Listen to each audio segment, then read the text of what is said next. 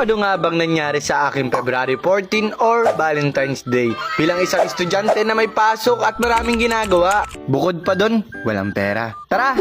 Siyempre Valentine's Day kaya nagdala akong ukulele dito sa school. Para naman habang nasa klase pa lang, nagpa-practice na ako. Ito na nga pala yung mga tropa, nagsidatingan na. Pero siyempre hindi lang naman sila yung ka-Valentine's Day ko. Balik kahit February 14, siyempre dito lang kami sa room magla-lunch, wala tayong pera eh. Mamaya na tayo magbawi pag medyo madilim na. Kemirut lang.